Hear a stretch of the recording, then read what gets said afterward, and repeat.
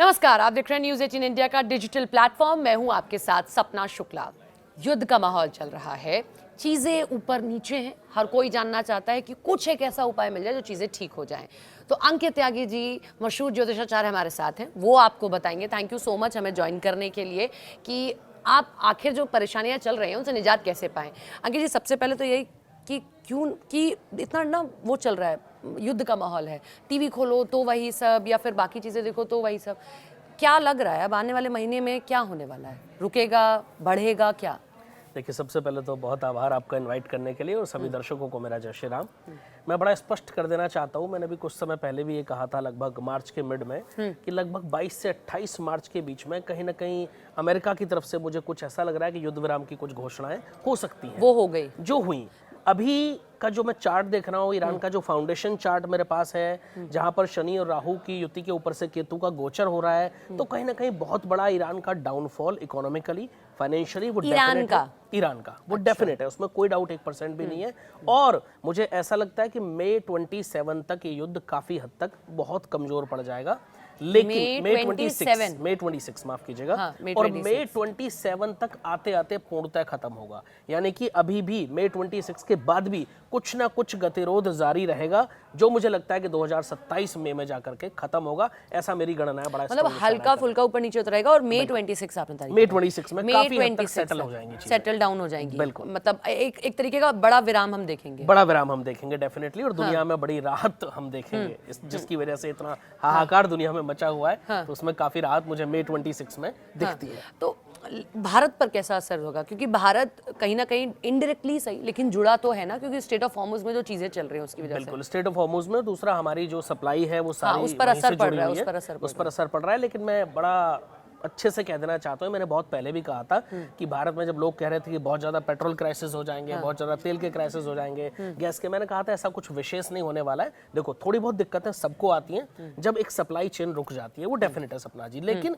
अगर हम ये मान के चलें कि इसकी वजह से बिल्कुल सब चीजें खत्म हो जाएंगी, ऐसा बिल्कुल कुछ नहीं होने वाला है। और अभी आप देख रहे हैं नॉर्मल सारी सप्लाई चालू है, आप जाइएगा आपको पेट्रोल मिल रहा है, कोई ऐसी मेजर प्रॉब्लम आने वाले समय में मुझे नहीं दिखती है। मेरी गणनाएं कहीं से कहीं तक ऐसा इशारा नहीं कर रही है। तो कम से कम भारत में तो लोगों को बिल्कुल भी घबराने की आवश्यकता नहीं है।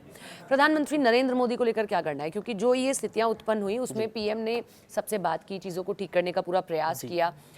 लोगों ने कहा भी कि भाई मध्यस्थता की कोई भूमिका निभा सकता है तो वो नरेंद्र मोदी है, वो भारत ही निभा सकता है। तो क्या उनका जो चार्ट है या उनकी जो चीजें वो क्या दिखाई दे रही है? क्योंकि आपने पहले भी नरेंद्र मोदी को लेकर कुछ प्रेडिक्शंस किए हैं पीएम को लेकर। मैंने 2013 में प्रेडिक्शन की थी कि माननीय नरेंद्र मोदी जी 3 बार भारतवर्ष के प्रधानमंत्री बनेंगे, लेकिन तीसरा कार्यकाल उनका पूरा नहीं होगा। ये मैंने अभी भी आप इस पर है? ये अभी भी मैं इस पर आज भी अडिग हूँ और ये आप होता हुआ देखेंगे। ऐसी मेरी गणनाएं बहुत स्ट्रॉन्ग इशारा कर रही हैं। बाकी तो प्रभु जाने जैसी मेरी गणनाएं कह रही है, और मैं अपनी गणनाओं पर हमेशा अडिग रहता हूँ सपना जी। दूसरी चीज, जो इस समय भारत की कुंडली है, वहाँ मंगल की महादशा चल रही है। बड़ा अच्छा समय भारत का चल रहा है। भारत मैन्युफैक्चरिंग में बहुत आगे बढ़ रहा है, डेफिनेटली अच्छा है मैन्युफैक्चरिंग के लिए, आईटी सेक्टर। तो फिर ये एलपीजी, ये स्थितियाँ, ये क्रैश हो जाना, ये सारी चीज़ें, बिल्कुल इस पर भी आते हैं। मैं स्पेशली अगर मैं बात करूं तो आईटी की बात कर सकता हूं, मेडिकल फील्ड की बात कर सकता हूं, मैन्युफैक्चरिंग की बात कर सकता हूं। आप देखिए, जैसे ही मंगल की महादशा शुरू हुई, भारत में नए नए मैन्युफैक्चरिंग प्लांट, स्पेशली आर्म्स को लेकर के, नोएडा में एक ब्रह्मोस की फैक्ट्री का उद्घाटन, शायद लखनऊ में हुआ, नोएडा में किसी एक जो चिप बनती है, मतलब हम आत्मनिर्भर हो जाएंगे, हम आत्मनिर्भर हो जाएंगे। और मंगल की महादशा में हम बहुत ज्यादा ग्रोथ मैन्युफैक्चरिंग में भारतवर्ष में देखेंगे, ये डेफिनेट है, इसमें कोई दो मत हो ही नहीं सकता। तो मंगल क्योंकि एग्रेसिव है, इसीलिए डिफेंस और इन सब में आर्म्स का कारक है। दूसरा, मंगल की जो स्थिति भारत की कुंडली में है वो बहुत स्ट्रॉन्ग परिस्थिति में है। अच्छा, भारत के जो प्रधानमंत्री हैं नरेंद्र मोदी जी, उनकी कुंडली में भी मंगल की ही महादशा चल रही है। अच्छा। और मंगल कहीं ना कहीं कॉन्फिडेंस का भी कारक होता है, कहीं ना कहीं एग्रेशन का भी कारक होता है। तभी हमने देखा कि पीएम का तो एग्रेशन है दिक्कत। एग्रेशन का मतलब कॉन्फिडेंस, एग्रेशन का मतलब किसी से नहीं झुकना, एग्रेशन का मतलब हमेशा गुस्सा करना नहीं होता। कभी कभी एक साइलेंट एग्रेशन होता है कि हम किसी से झुकेंगे नहीं। और वो अभी जब पाकिस्तान के साथ हमारी वॉर हुई तो हमने देखा झुका नहीं, बिल्कुल, और हम आगे भी नहीं झुकेंगे। और ये मैं बहुत पहले बोल चुका हूँ कि 2026 में फिर से भारत पाकिस्तान आमने सामने होंगे, लेकिन इस बार भी विजयी तो भारत ही होगा। हमेशा हमेशा की तरह जैसे हमेशा होता रहा है। लेकिन हमें बिल्कुल डरने की जरूरत नहीं है भारतवर्ष में। भारतवासियों को तो मैं बहुत आश्वस्त कर दूं कि भारत बहुत सुरक्षित तरीके से और बहुत अच्छे तरीके से आगे बढ़ रहा है।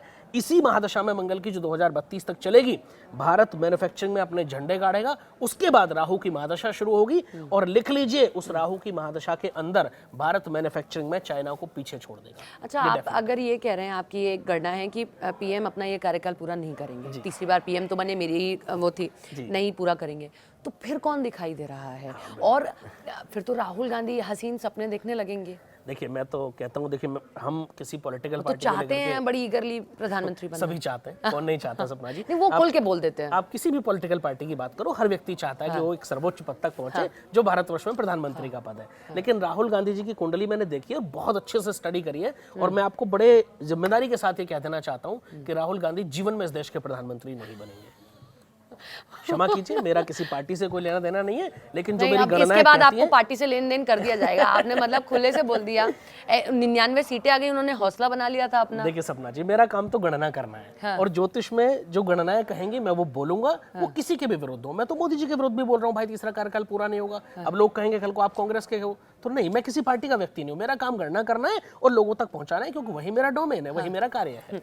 अच्छा, ये जो वक्त होता है, जो पतझड़ का मौसम होता है, या फिर जो अभी जो चल भी रहा है, उससे लोगों के अंदर भी बड़ा डिप्रेशन आ गया है। चाहे वो ऑफिस हो, चाहे वो घर हो, जब आप इतना मार धार लड़ाई सब देखते रहते हैं कहीं ना कहीं, तो लोग अपने उस डिप्रेशन से कैसे बाहर निकले? चाहे वो ऑफिस में हो रहा हो, घर में हो रहा हो, वो कैसे निकले?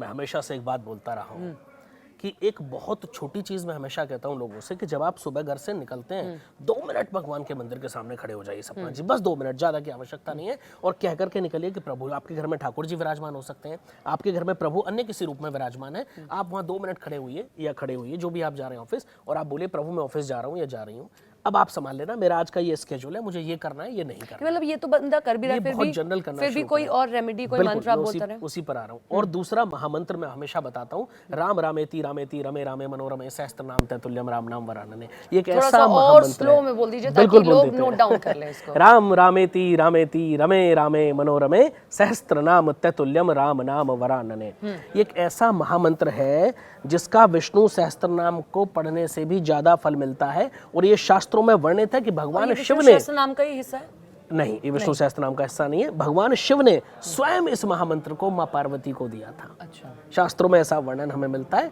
और ये महामंत्र है, मैं तो कहता हूँ चलते फिरते उठते बैठते जब भी आपको समय मिले, जितना मिले, इस महामंत्र का जाप करना शुरू कर दो। आपका डिप्रेशन खत्म हो जाएगा, आपकी टेंशन खत्म हो जाएगी, आपका वर्क लाइफ बैलेंस अगर नहीं बन रहा है तो बनना शुरू हो जाएगा, और आपके घर में बहुत पॉजिटिव माहौल होना शुरू हो जाएगा। देखिए कभी भी हमारी परेशानियां कहाँ से शुरू होती हैं? सबसे पहले एक एटमॉस्फेयर नेगेटिव होता है। अगर वही घर में पॉजिटिव हो जाएगा तो सारी परेशानियों का अंत अपने आप हो जाता है सपना। मैंने कहीं पर पढ़ा था कि विष्णु सहस्त्र नाम एक ऐसा, एक आप उसको उपाय मान लीजिए, कुछ भी मान लीजिए, क्योंकि 1000 नाम है विष्णु भगवान के, और वो ऐसा कहा जाता है कि सभी ग्रहों को साधने की ताकत उसी में है, नवग्रह। तो क्या वाकई में ऐसा है विष्णु सहस्त्र नाम? और अगर ऐसा है तो कब पढ़ना चाहिए? क्योंकि बड़ा बहुत है, एटलीस्ट 1 घंटा लग जाता है, समय लगता क्या है। थोड़ा पढ़ें तो हो जाएगा? ये क्या है?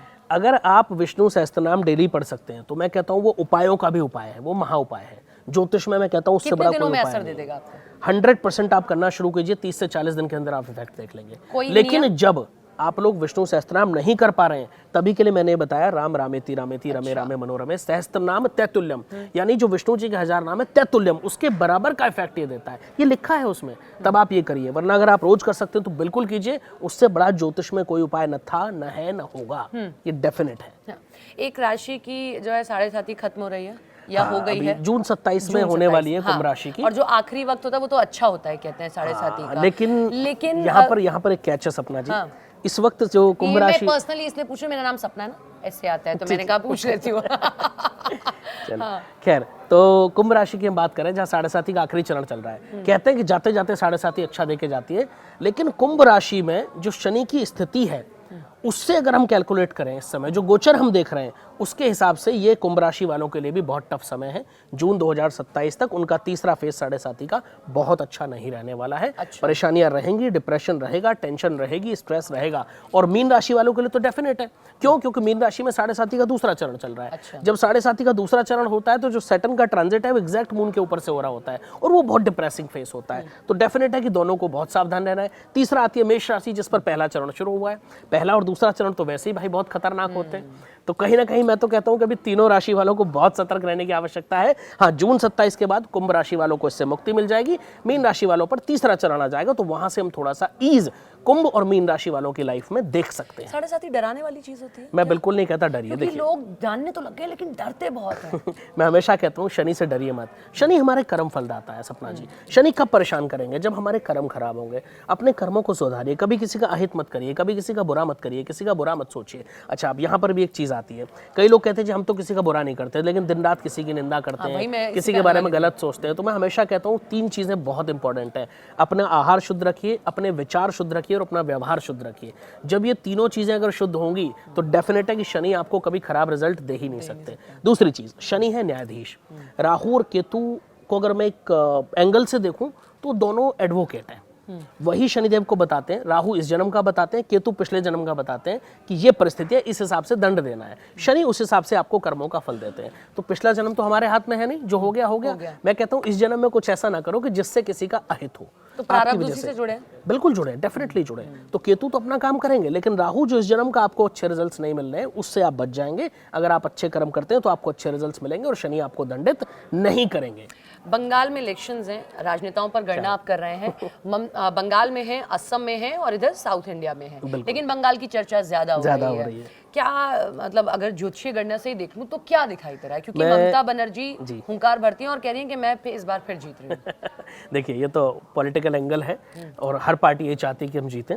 ममता जी को भी मेरी शुभकामनाएं हैं, मोदी जी को भी मेरी शुभकामनाएं हैं, लेकिन मैं एक बात बड़ा स्पष्ट कर दूं कि इस बार ममता जी तीसरी बार वापस किसी भी परिस्थिति में नहीं आ रही हैं।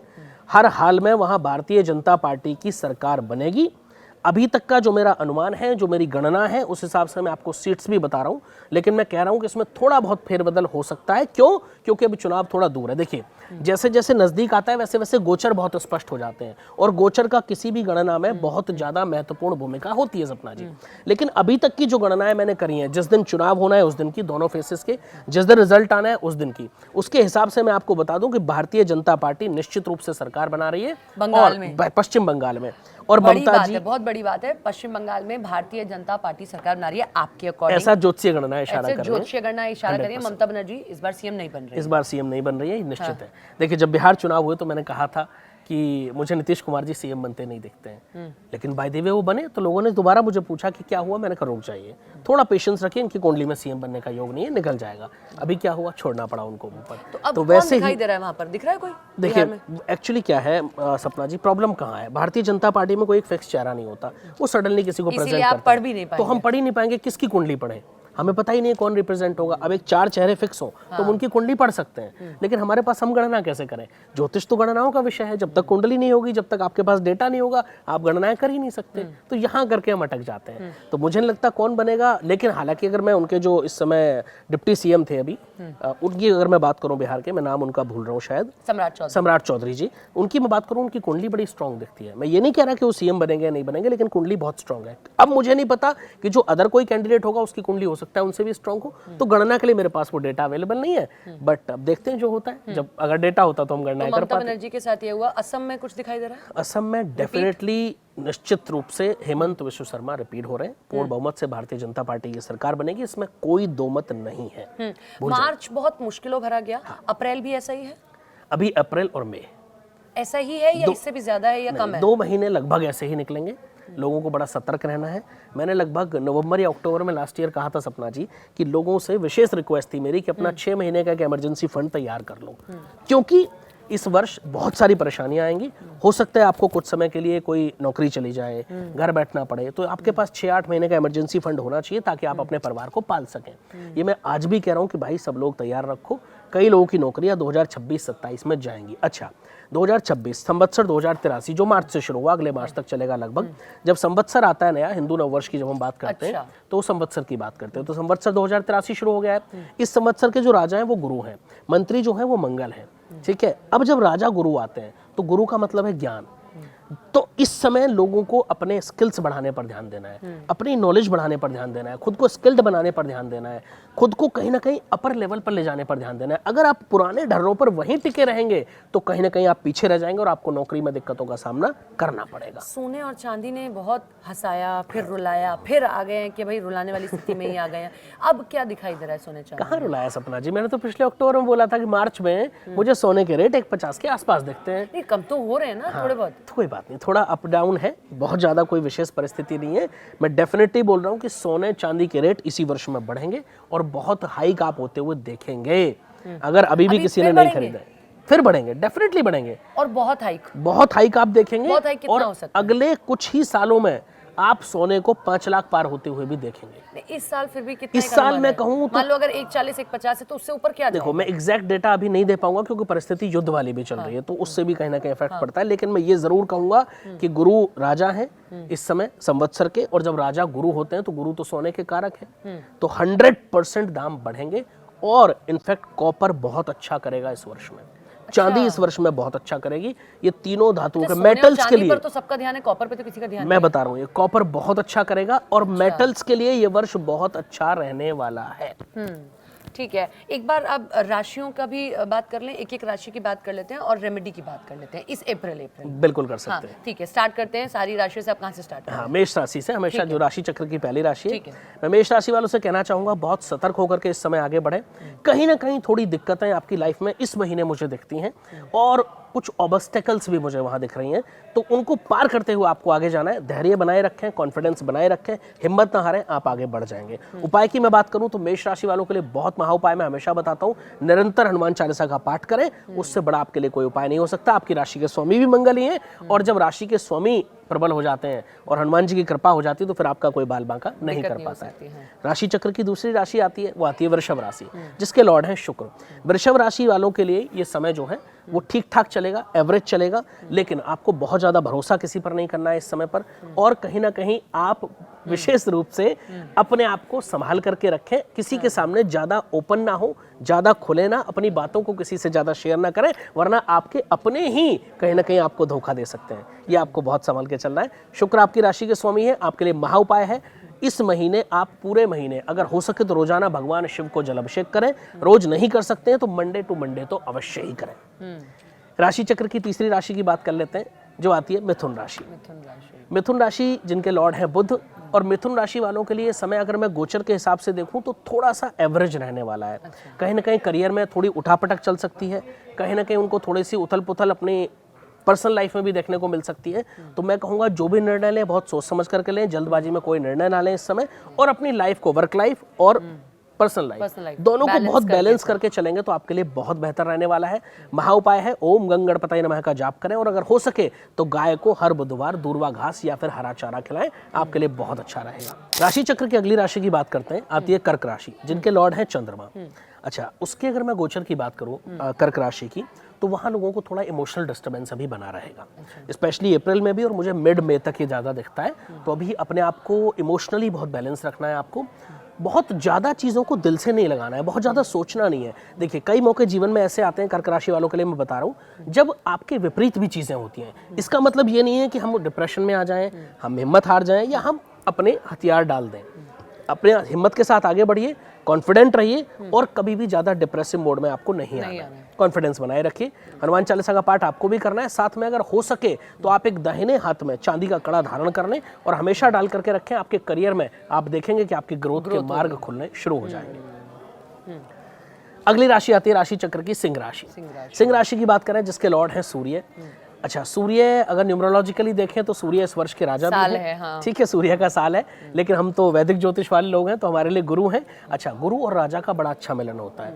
कहते हैं कोई भी राज्य बिना गुरु और राजा की सलाह के नहीं चलता। बहुत अच्छा समय सिंह राशि वालों के लिए चल रहा है।